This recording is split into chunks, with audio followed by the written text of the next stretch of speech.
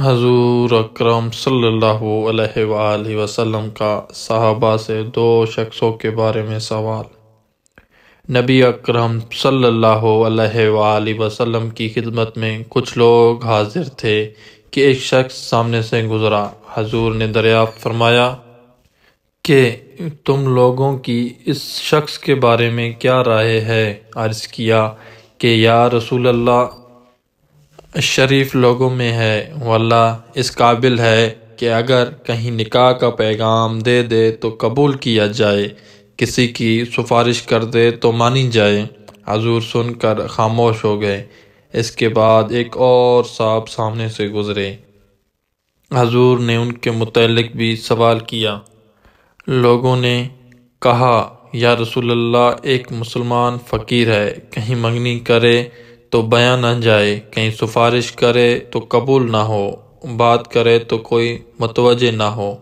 آپ صلی اللہ علیہ وآلہ وسلم نے ارشاد فرمایا کہ اس سے پہلے جیسوں سے اگر ساری دنیا بھر جائے تو ان سب سے یہ شخص بہتر ہے۔ مطلب یہ کہ معاذ دنیاوی شرافت اللہ کے یہاں کچھ بھی واقعات نہیں رکھتی۔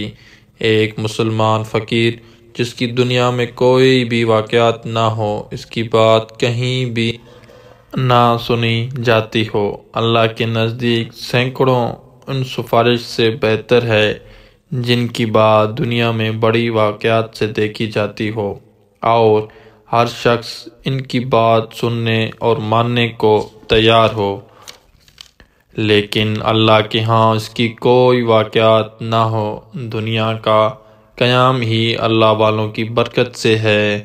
یہ تو حدیث میں خود موجود ہے کہ جس دن دنیا میں اللہ کا نام لینے والا نہ رہے گا، قیامت آ جائے گی اور دنیا کا وجود ہی ختم ہو جائے گا۔ اللہ کے پاک نام ہی کی یہ برکت ہے کہ یہ دنیا کا سارا نظام قائم ہے۔ سبحان اللہ۔